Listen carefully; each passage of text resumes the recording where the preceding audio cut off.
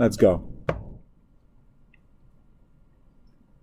Hello and welcome back to Calculus 3 section 15.2 on limits and continuity for multivariable functions, i.e. z equals f of xy.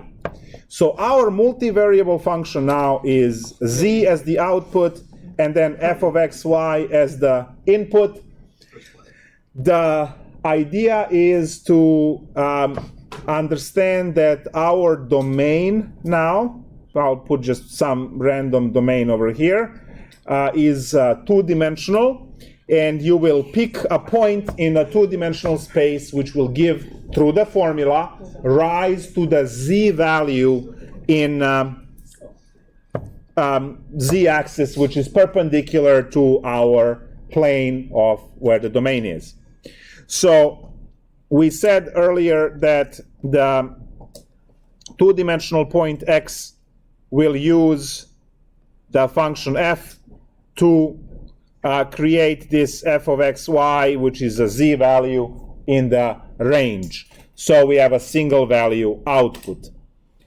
The way this is understood in, let's try to do some 3D over here drawing. So let's say you have this elliptical paraboloid, and if you pick a point somewhere in the xy plane, you can trace that to the surface of the object. So this point over here would be the input, which is xy, and the point on top would be output z, which is computed through f of xy. This is the way to build 3D objects. You have seen me put this microfiber cloth on my hand earlier, which creates the, if I call it the rag, administration is really, because apparently each one of these is like $7 million per rag. I mean, microfiber cloth. There goes your tenure. So you have some surface.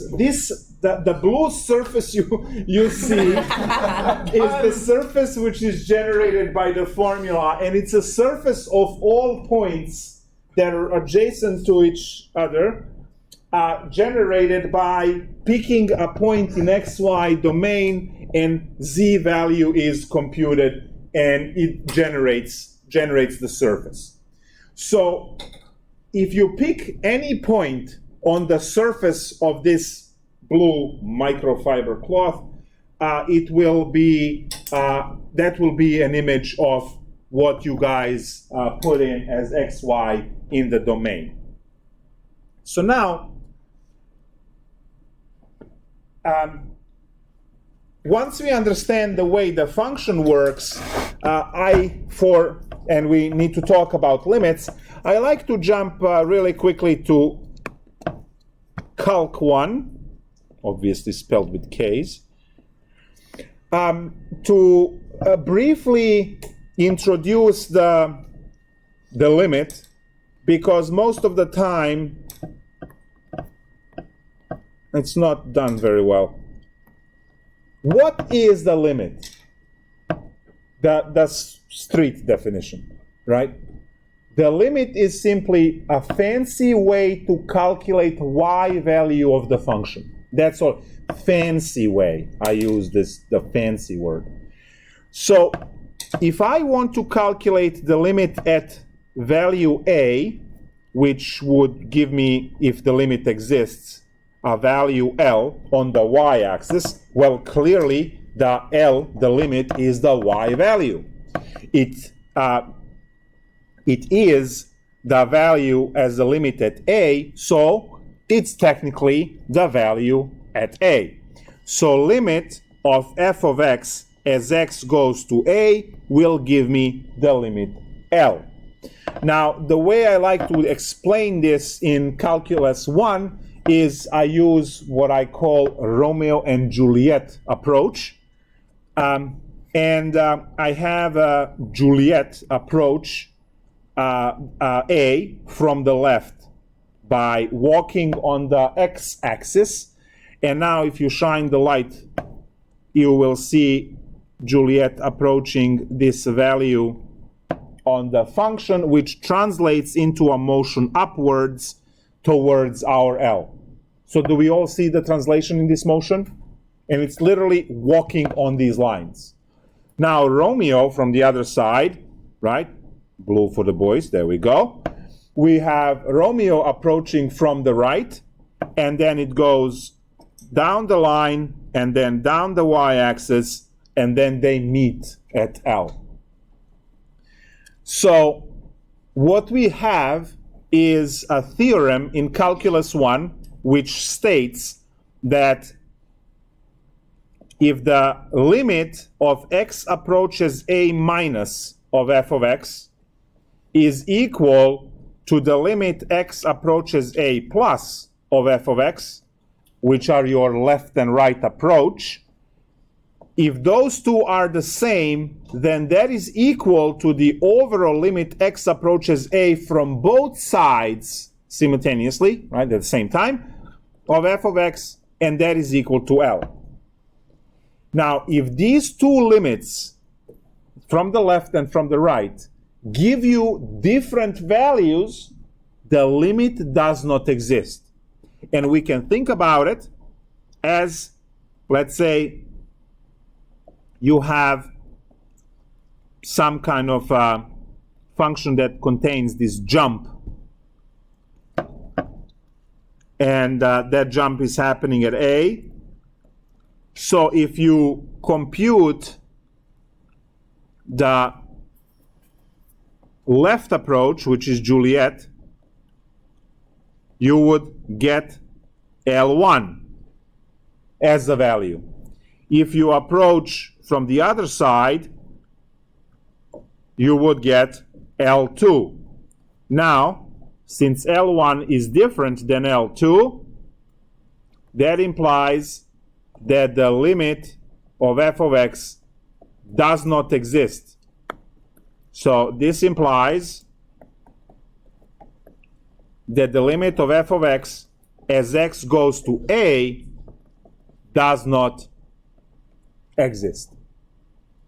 So this is a major theorem in Calculus 1, and all of the limits that we do in calculus actually fall on this, because the left limit and the right limit either match at the y value, and that's the overall limit, or they do not match, and then the limit does not exist. Now, what is the issue of Calculus 3? Well, your input is no longer one-dimensional, right? When you have a one-dimensional input, on that x-axis, which was your domain in Calc 1, you can only walk left or right, right? So, yeah, I can have only left approach and right approach, but if I have something, right, an object in three-dimensional space which has a two-dimensional, in how many ways I can approach that? I can approach, if I want to, I can approach it in a spiral, right? Just to make it as annoying as possible. I can approach it as a sine x, I can approach it as a cosine x, I can approach it as x squared. So it's no longer approach only from the left and right, and unfortunately, even though we have the same concept of the limit, computing the limit is not as easy and trivial in Calc 3. So now now go back to Calc 3. So now your domain is 2D. And if I have a point, xy, that I want to test the continuity at, I have issues now. Because I can approach this function, I can approach this point in many ways. Now, what I'm going to do is I'm going to somehow balance this here. Perfect. There we go. Can we all see it? A little paper clip at the corner of the desk. So now, at that corner point, we all know that the surface of the desk is a plane. We can call it z equals 3, okay? About half of my height. So let's call this surface of this desk z equals 3. Is that a function? Of course. Pick any xy value, z is always 3, because that's why it's flat. Now, as you approach that corner, is the surface of the desk continuous? The answer is no. It's a cliff, right? You walk, whoa, right? So, it's clearly discontinuous. This point, the limit of this point, approaching from where I'm standing right now in a straight line, the limit is 3, because I have to walk on this desk to get to that corner. So the limit is 3. But if any one of you want to walk in a straight line or a sine line or whatever kind of function you can come up with to get to that point, if you walk around, your limit would be 0. Because when you approach from that side, your feet are on the ground, right? This point is on the ground from your side. From my side, this point is on level 3. So we still have the same way to break the limit.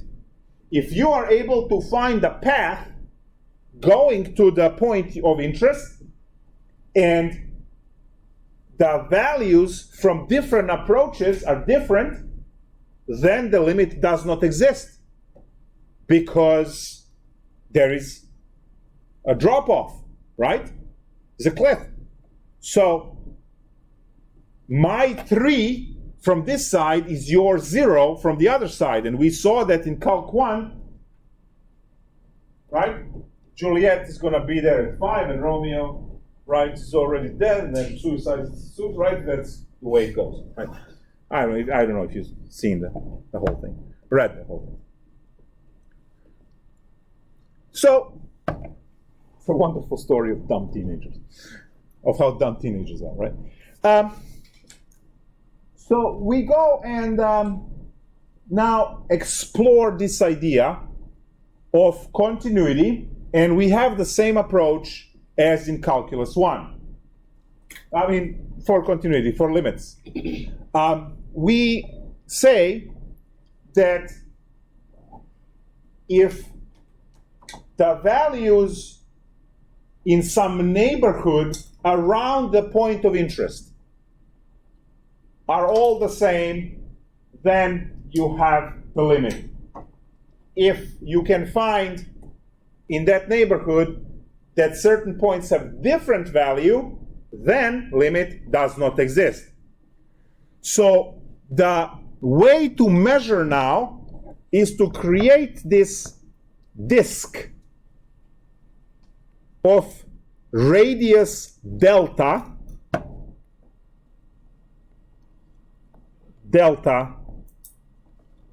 radius,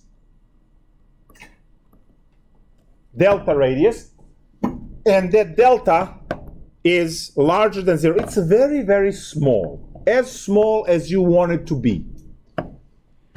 Now, that delta disk, the radius delta disk, is creating a tube from the domain that it's going up to hit the top of the function.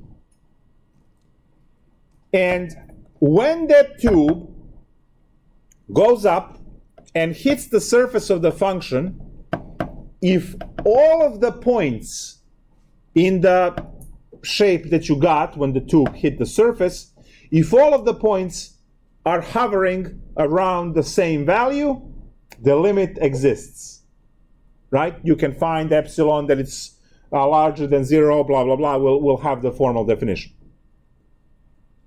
And if some major discrepancies are happening between individual points, then we have no limit.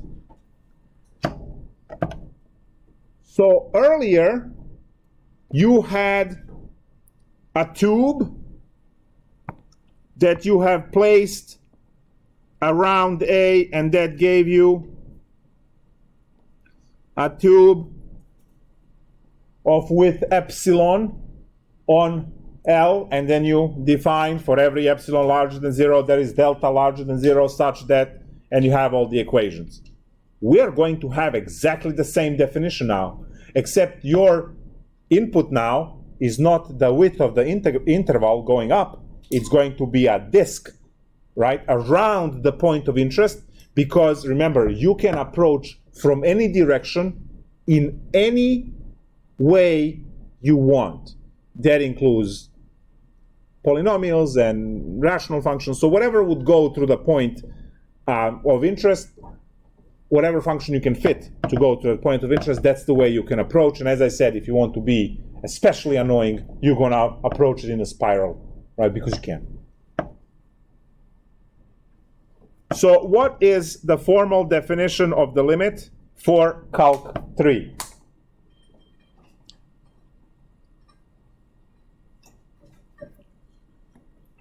The function f of xy has the limit L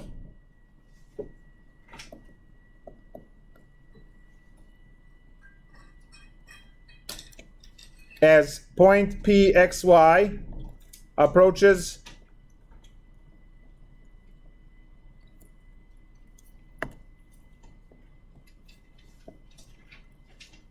P0, which is AB. So this is like x goes to A. Now it's xy goes to AB.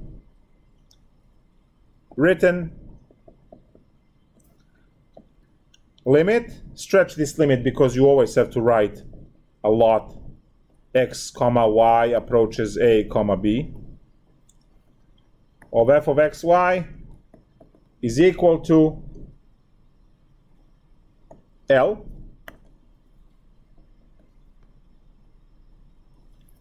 if for any epsilon larger than 0 there exists delta larger than 0 such that this is the same as Calc 1, f of xy minus L is less than epsilon whenever, and now we have to use the distance formula, 0 is less than, and now we have the distance formula, x minus a squared plus y minus b squared less than delta. If you are to put this against your Calculus 1 definition for the limit, you will find exactly the same thing, except your domain earlier was just x and now your domain is x and y. Earlier you could use interval, now you have to use the disk. Are we going to use this definition to find limits? No. Most of the limits can be obtained by plugging the value in, or you can prove that there is no limit by figuring out different paths, which would lead you to conclude that there is no limit because, as I said, if I approach that paperclip, my limit would be 3. If any one of you approaches that paperclip the way it is right now, your limit would be 0. So there is no limit at that corner point.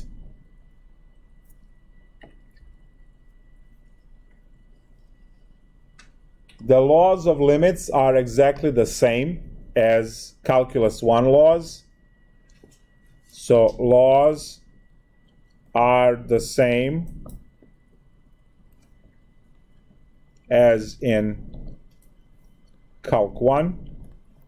So number 1, sum of the limits, which is limit xy goes to a, b of f of xy plus g of xy is going to be equal to, and you can apply limit to each one of these individually. So limit xy goes to ab of f of xy plus the limit xy goes to ab of g of xy.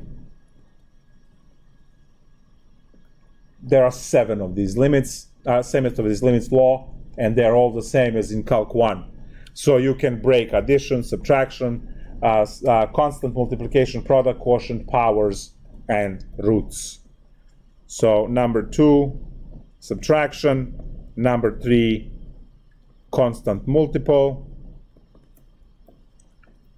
Number 4, product. Number 5, quotient. Number 6, power. And number 7, root. I'm not sure why root is separate when you can write the root as a power, right? 1 over 2 for square root, 1 over 3 for cube root. But the book has it all. So these laws are good for more complicated limits because you can break them into smaller limits and then calculate. This is on page 932 if you want to fit all of the limit laws into your notes.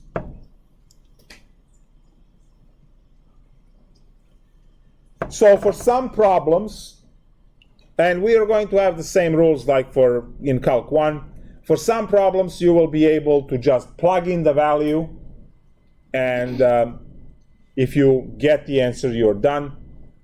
For other limits at the boundary point and so, as we are going to see, when you plug in the limit, you get 0 in denominator. So just like in your Calc 1 class, you would have to perform some voodoo in that case. Maybe you will have to factor and cancel. Maybe you will have to rationalize.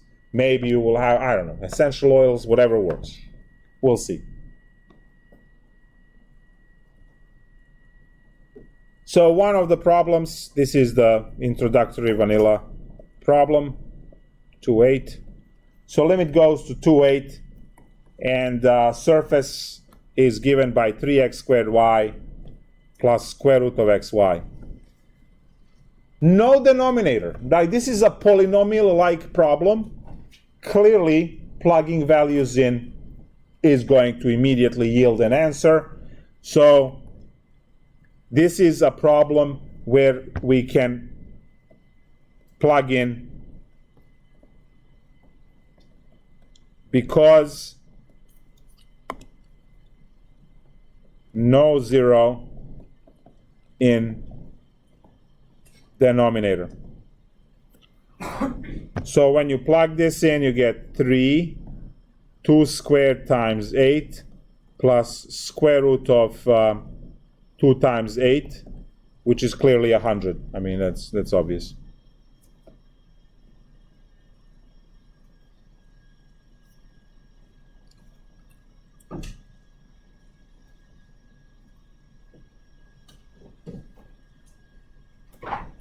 So that's that. Now, before we go into talking about no limit, we have to define the interior and boundary points. I already mentioned the boundary and all of these kind of things.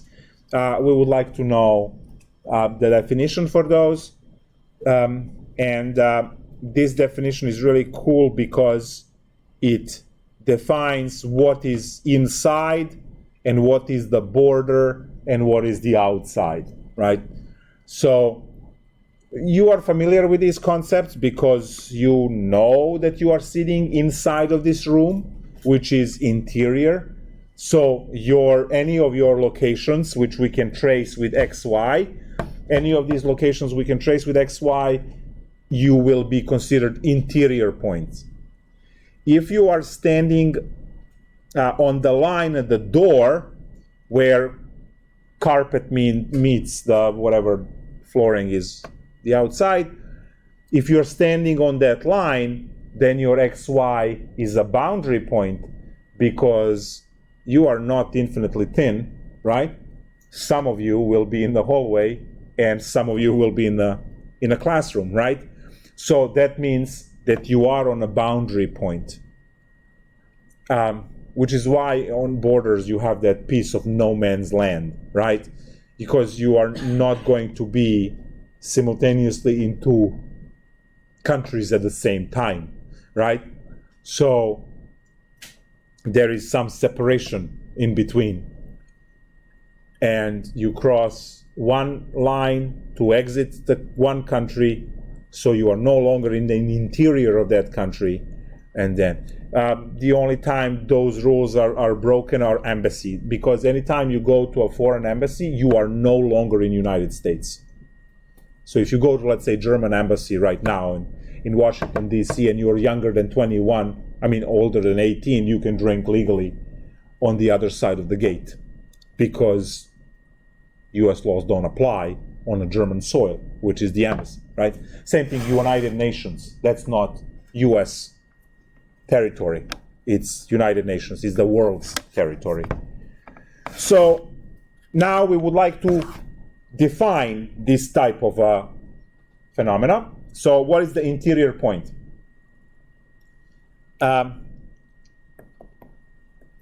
Interior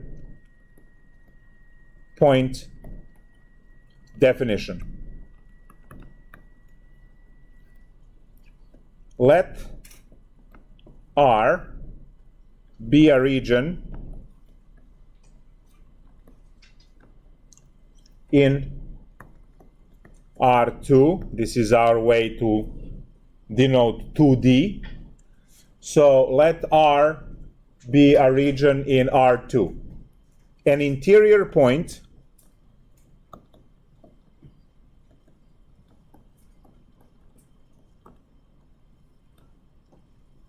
P of R lies entirely within R,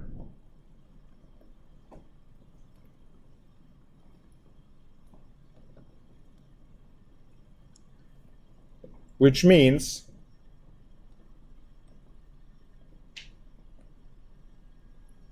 it is possible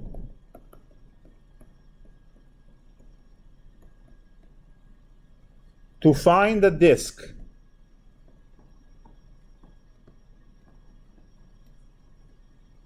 centered at P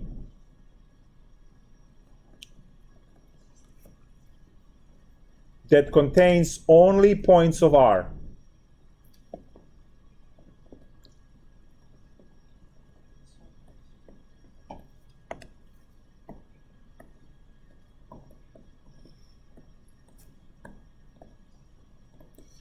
So, which means it is possible to find a disk centered at P that contains only points of R.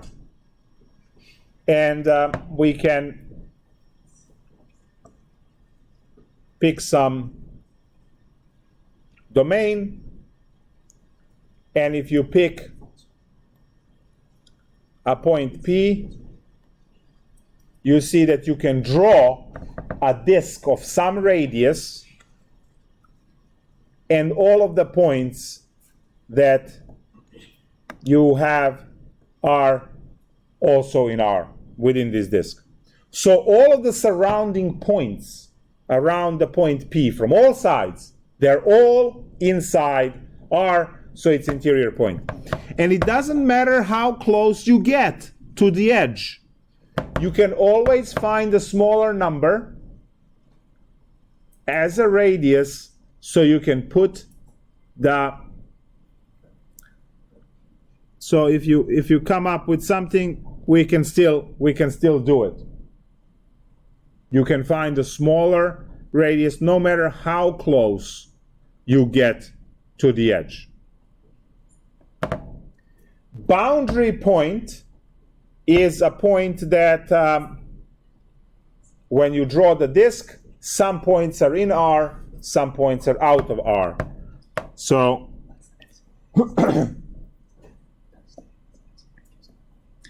boundary point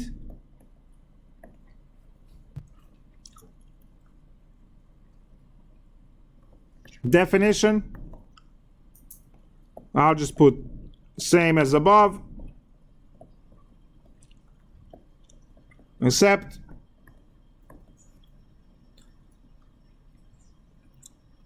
disk centered at Q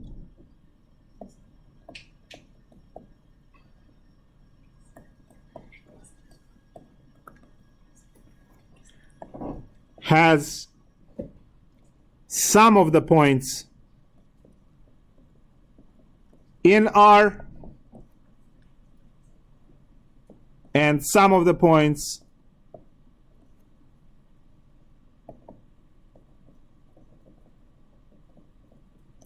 out of region R.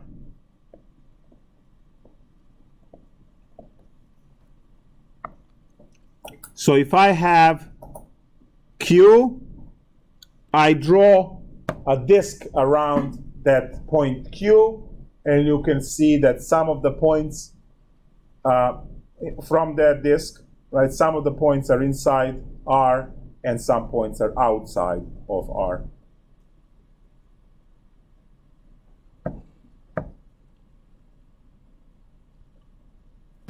Definition of open and closed sets.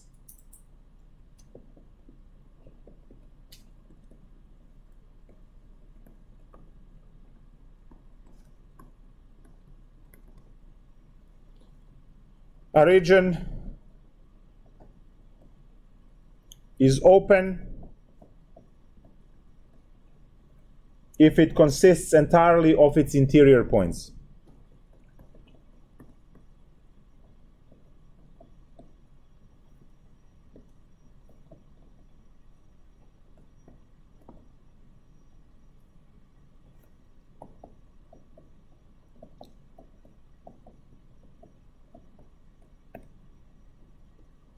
A region is closed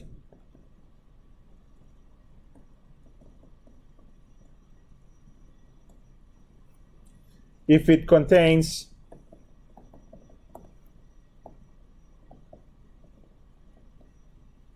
all its boundary points.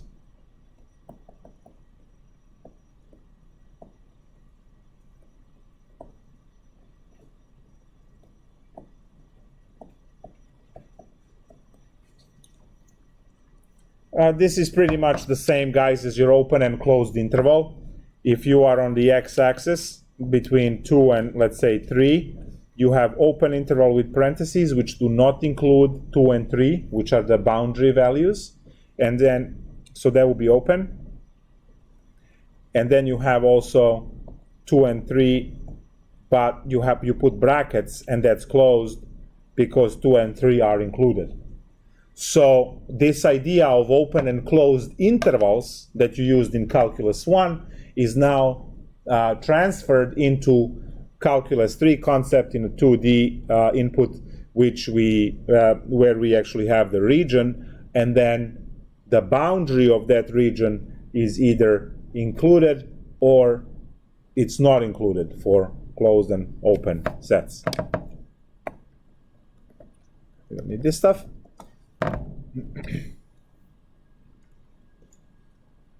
So interior limits, all of the limits for the interior points, you can plug in interior points, and if you don't get any zeros in denominator or anything like that, you guys are done. That's a very quick, very simple problem to solve. Plug in and you're done.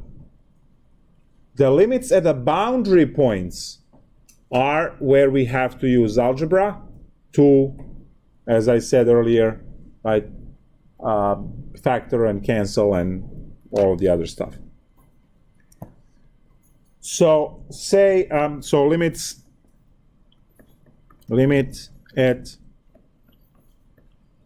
boundary point.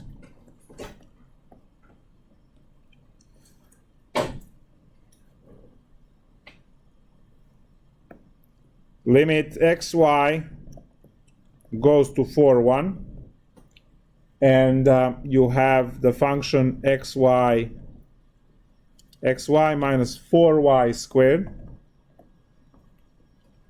divided by root x minus 2 root y.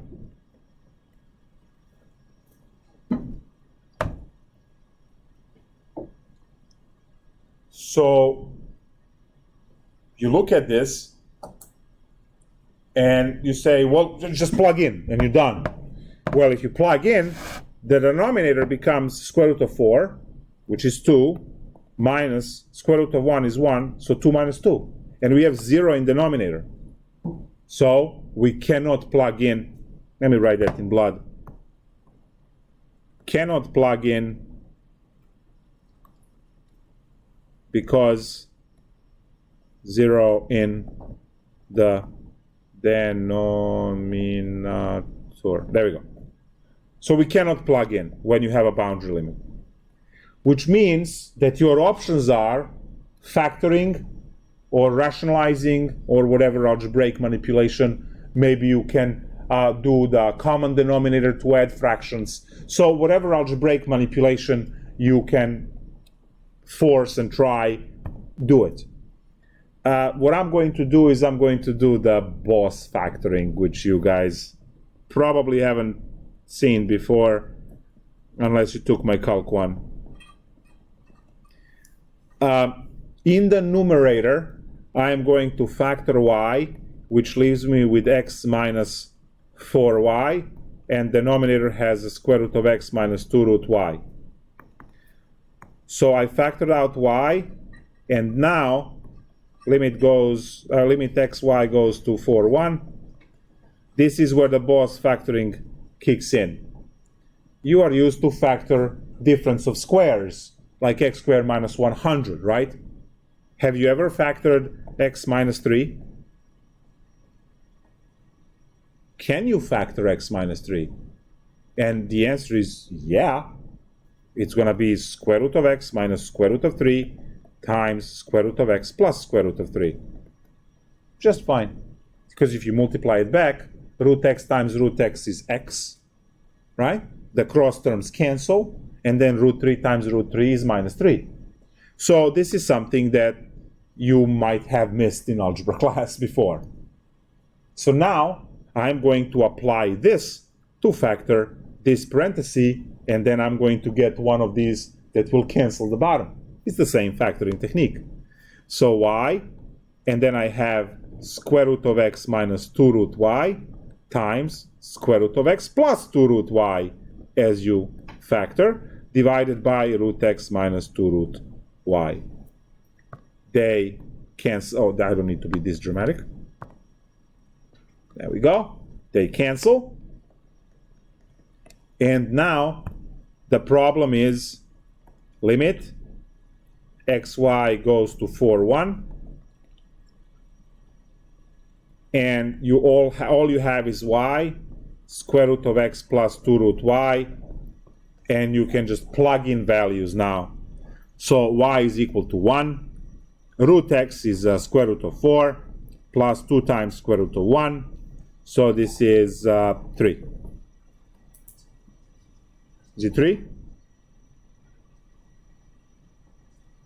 No. 2 plus 2 is 4. Because 2 times 1 is 2, and then square root of 4 is 2. 2 plus 2 is 4. Good. So I used factoring. Now let's say you don't know that factoring. Well, go ahead and rationalize, right? Multiply numerator and denominator by square root of x plus 2 root y.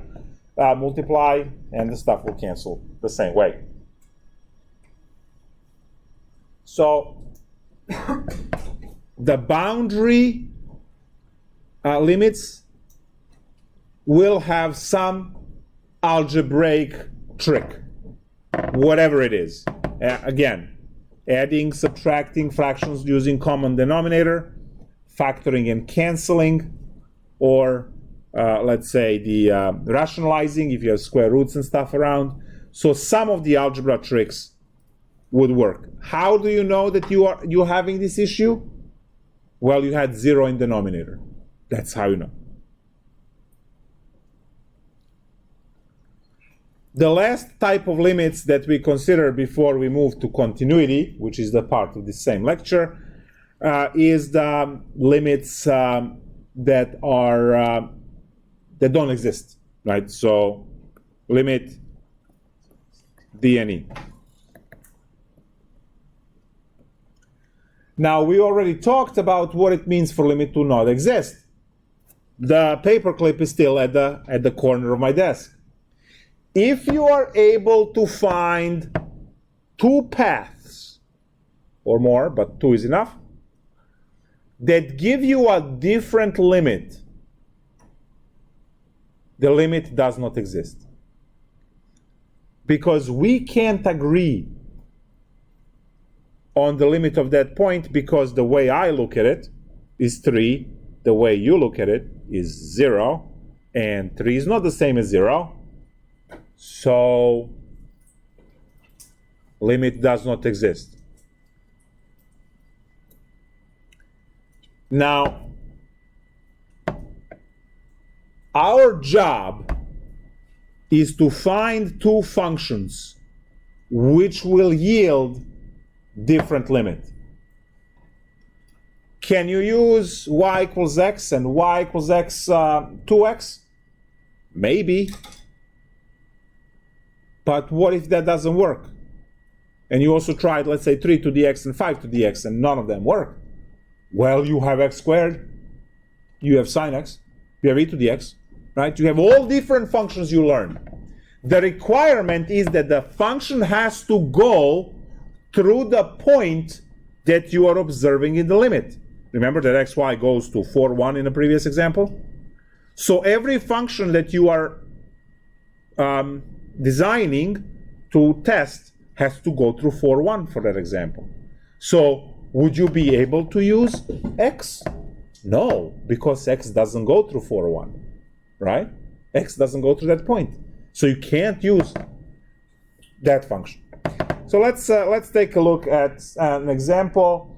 So say limit xy goes to 0, 0. And it's x plus y, everything squared, divided by x squared plus y squared. Please don't try to be an expert in math and just apply the squares and cancel everything, because no. There's a middle term. So there is a difference between these. All right. So this is, in my never humble opinion, this is really cool. We have the domain, which is this infinite space, like a floor. And we have the 0, 0 point that we are observing. What are the ways that I can approach 0, 0? Sine x, cosine x minus 1, right? E to the x minus 1, right? I can also approach it using y equals x. Now, if I am approaching 0, 0 using function y equals x, do you see that I took the two-dimensional domain and I collapsed everything onto a single line? And on this line, I can only approach from 2 directions, right? Now, when I say let y equals x, do you see what happens with my entire limit? Immediately it collapses onto a one variable problem because all of your y's are replaced with x's and everything mushes together. So limit, I'll just leave that there. And look at this. I get x plus x, everything squared, divided by x squared plus x squared. And see, since the only variable is x, it's just x goes to 0 here. So my two-dimensional input limit turned into a one-dimensional limit, which is your calculus 1 limit, which you can solve with whatever witchcraft you know. L'Hopital or whatever, chapter 2. So now this limit collapsed to x goes to 0. I have 2x everything squared divided by 2x squared, which is 4x squared divided by 2x squared is cancel, and the limit is 2. So as I approach 0, 0, using the function y equals x, the limit is 2, which means simply that z value is 2 for this shape, whatever the shape is, right? You can graph x plus y squared and see what that shape actually is. Now we move, remember what the theorem is asking us to do. We have to find two functions that will give us different limits, and then we break the limit. So now what I'm going to do is I'm going to say let y equals 2x. On my picture here, y equals 2x is a steeper line. Y equals 2x. It still goes through 0, 0. And what I'm hoping is that it will give me a different limit at the end. And then I say, okay, if I approach along this way, the limit is 2. If I approach with the other way, is this different number. Therefore, over limit cannot exist. So let's do calculation. Again, it's going to collapse into a single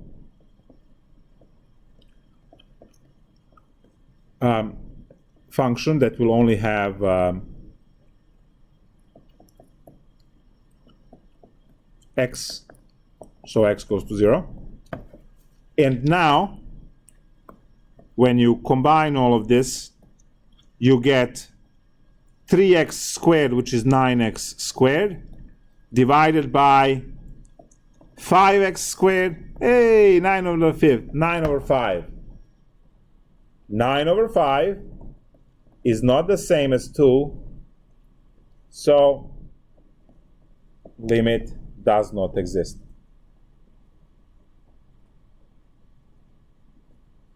So are we all green on this procedure? You are looking for whatever function works.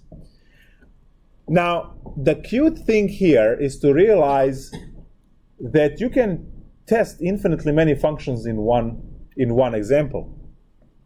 Instead of plugging in y equals x and then plugging in y equals 2x and then y equals 3x and so on, how about you just plug in y equals mx? M standing for any slope, 1, 2, 3, or whatever. If your limit at the end is dependent on that m, well, clearly it's bad, right? Because you choose different m's, you get different limits. That's like choosing different slopes to approach. If the answer doesn't depend on m, well, that means that all of the polynomial approaches of the linear kind, right, will all yield the same limit. You tried x squared. You try e to the x, or whatever fits through the 0, 0 point. So I'll just label this as cool beans. Now whatever. Cool stuff. Y equals mx. So this is the way to test infinitely many linear functions at 0, 0. And then we do the calculation. So limit xy, just x goes to 0. And then I'm going to have x plus mx squared divided by x squared plus mx in parentheses squared. So when you do this calculation now, what happens on top is you have m plus 1 times x, and then everything needs to be squared, so each one of these picks up its square. And on the bottom you have m squared, so you factor out x squared, and you are left with 1 plus m squared. So now x's cancel, and when x's cancel, what you have is, well, the limit is gone as well, m plus 1 squared divided by 1 plus m squared. Well, that can't cancel. So we can write over here, since the value of the limit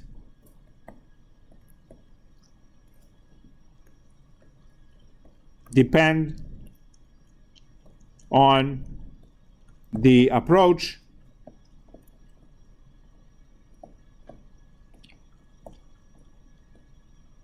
the limit does not exist.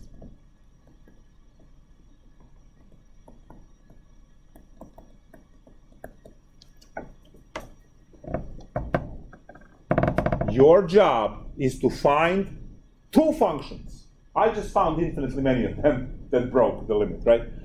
Your job is to find two, whether it's x squared, whether it's linear, whether it's cubic, yes. So this is only a way to disprove limits, right? You can't prove that a limit is valid using this method, because you can't test infinite limit. Exactly, because you are going to come up with sine x, and I'm going to say, how about sine 2x?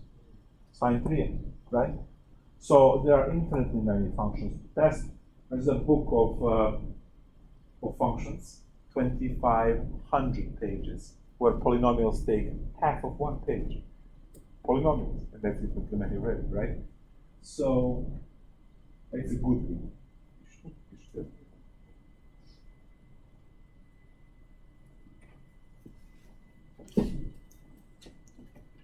So, yes. You can test with y equals mx to get a limit. Yes. So you can test with y equals mx to break it, but you cannot test to prove that the limit exists, because you are going to run into the problems over on your homework when you test y equals x, y equals 2x, y equals 10x, y equals 100x, and they will always give you 2, 2, 2, 2, and it's going to look like, seems that this function has a limit 2, right? And then you try x squared, and then it gives you a limit of 7, right? So you cannot possibly test all of the approaches to show that the limit exists, because there's just infinitely many polynomials to try of linear kind, infinitely many quadratic, infinitely many cubic, infinitely many x to the 7th.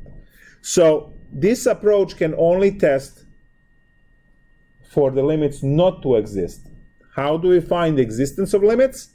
Well, those are the previous cases that we learned, the boundary point one or the plug in the value. Now, if those methods don't work, table of numbers. You go and you pick values in a disk around the point that you're looking for the limit, and you go ahead and you calculate, or ask computer to calculate a whole bunch of points, and then you say, well, all of these points are going towards 4, so the limit is 4, right? You only have two methods to show that the limit exists, and those two methods are plug in a value if there is no 0 in the denominator. If you get a number, you're done. Good. Or the second case is to perform algebra. If it's a boundary point, you perform algebra. There will be cancellation or whatever works. And then you will also show that the limit is at that point. The method of figuring out approaches is used exclusively to show that the limit does not exist, because your job is to find two functions that will give you a different limit, which means that the value of the limit depends on the approach you have to get to that point. So, me approaching the, hey, where's the thing? Me approaching the corner point is going to be limit is 3. You approaching the corner point, your limit is 0. So I just found two paths. One path is my linear path straight to the corner, and then you guys have your linear path, which is different function than mine, and we are not agreeing, right? And so on. So technically, when the limit does not exist, that means there is some kind of jump. That means there is a cliff. That means, you know, something fishy is happening there.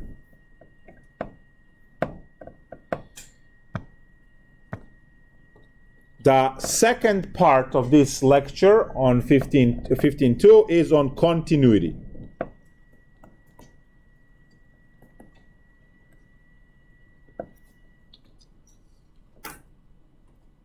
And to develop the continuity, well, let's first talk about an ant walking on the surface of this microfiber cloth, right? The ant can reach any point from any point walking across this surface, right? Great. Now, can ant reach any point on the surface of the desk and on the surface of the floor without having this big jump? The answer is no. So continuous surface, right, is the one where you can, where all of the points are there. There are no breaks, there are no edges, no chasms, right? It's just everything is continuous. Can it be high incline? Sure. But it's not rock climbing, right? It's hiking still. We deal with continuity the same way we deal with continuity in Calculus 1. Step number 1, define continuity at a single point. Step number 2, define global continuity, and then take a look at some theorems to come up with these answers. So, number 1, the first definition over here is going to be continuity at a point.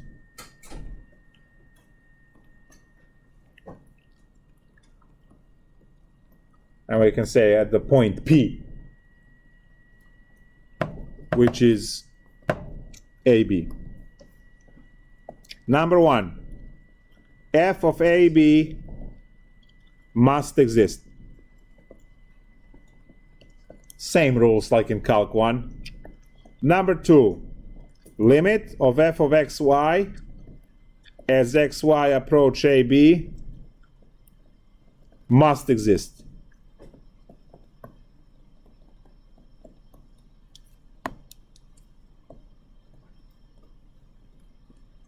And finally, third rule, 1 has to be equal to 2.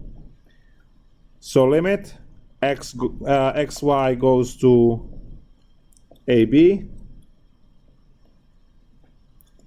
of f of xy must be equal to f of AB. So this is technically saying that number 1 is the same as number 2, the value of it. So what we have done here is we define that the function value must exist, because you have to have your y value, and then the limit at that point also must exist, which means there is no cliff or anything like that, and then those two need to be the same, and then we say it's continuous at that point. Now we jump into global continuity,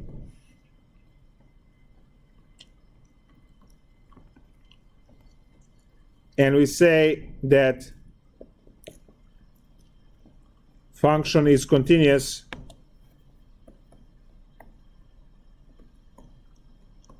on the entire domain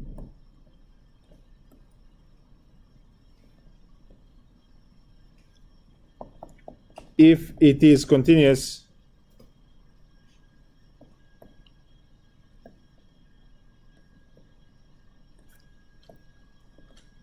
at each of its points.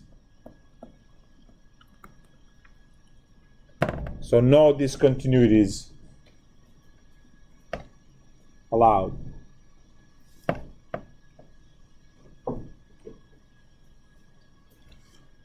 All of the rules for continuity are the same. So we have two theorems which state that polynomials are continuous and sine and cosine are continuous and so on. That's a trickier business now to claim in Calc 3, but at least we can say that sum, difference, multiplication of, and whatever other operation of continuous functions makes a new continuous function. So that's the theorem which says function combinations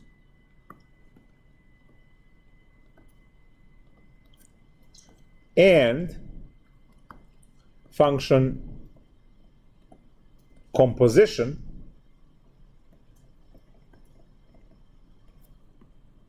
of two or more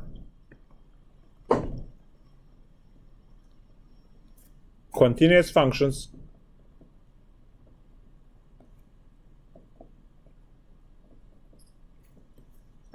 is continuous, is a continuous function.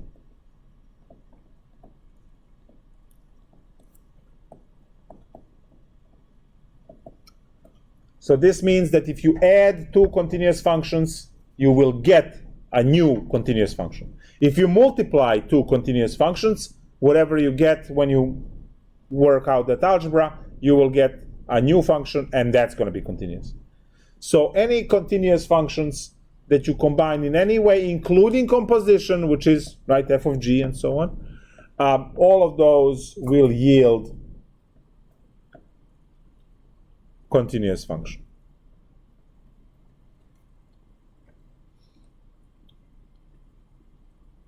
So I'm going to jump into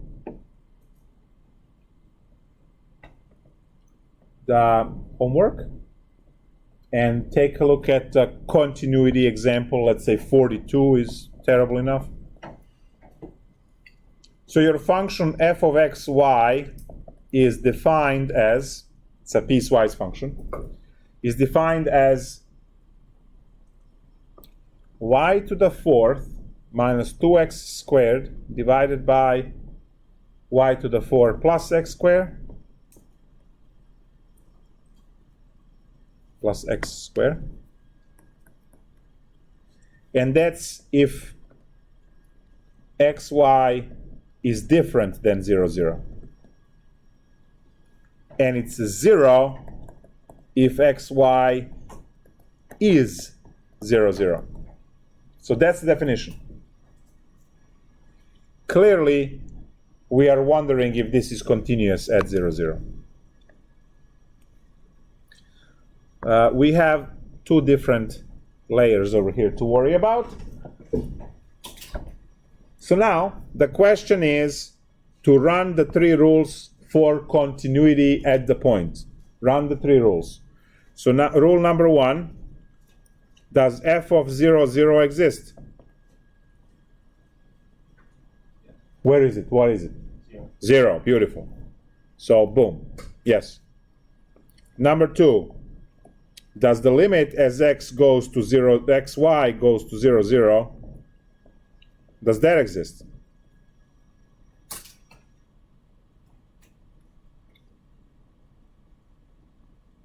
Yeah. That was a good guess, huh? No. No, it is. You knew it. Because that's 0, 0, it's 0. We don't calculate limits at the point, we calculate them everywhere else. So technically you're getting the limit of the top equation. And if it's 0, then it works. yes. So is the limit 0? Because this is a limit point, right? I'm going to try and work this out somehow. Can I factor this? No, because of the plus sign, right? I still have 0 in denominator. So I can't factor, I can't rationalize, I can't do the plug-in method, I can't perform any algebraic operations on this. It's already completely factored and simplified. There's literally nothing I can do with this. But maybe this limit doesn't exist. Right? That would just make the whole thing not continuous. But can I find two paths that will give me different values as I go on?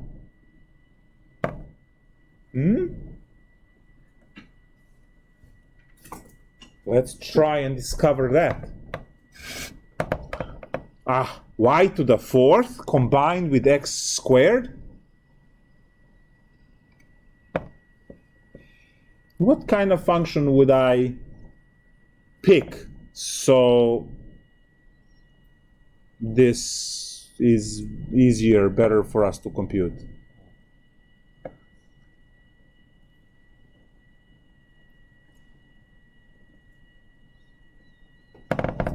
What do you think? You do y equals square root of x. Y equals square root of x. Beautiful. Can we do x equals y squared? Yeah, we can. Yeah. Right? But we're going to use yours because that was brilliant. Brilliant. So how about I just pick infinitely many of these square root functions? What did they look like as we graph them? Pew, pew, pew, pew, pew. That's what they look like. Right? As you change m, they just keep rising, but they still have the shape of a square root.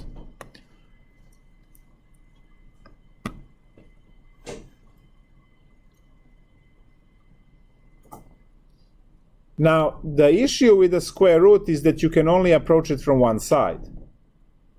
Right? Which is why now we have to square this. So we will have to use x equals y squared. So let's recast this into x equals my squared. I'm going to test infinitely many of these. So what do I get? I get limit y goes to 0 because the only thing that's going to stay around is y. My y to the 4th stays as is, minus 2 times, and now I have my squared, everything squared, divided by y to the 4th plus, and then I have my squared squared. Limit y goes to 0. Remember, I'm looking for the answer to be dependent on m. If I get that, we're done. Y to the 4th minus 2m squared y to the 4th, 2m squared y to the 4th, divided by y to the 4th plus m squared y to the 4th. Hopefully you guys see that all of the y to the 4ths drop off, and the limit is 1 minus 2m squared divided by 1 plus m squared. There is no factoring, simplifying, or anything that can break this m, that can eliminate m from this one. So limit d and e. Now that means that it failed the second point. So since the limit at 0, no coughing, 0 does not exist, rule 2 fails, implying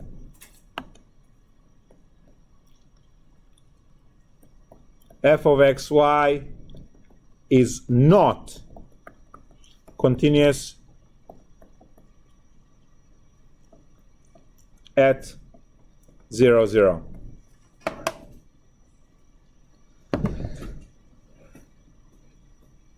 Three rules for continuity are exactly the same as 3 rules from Calc 1.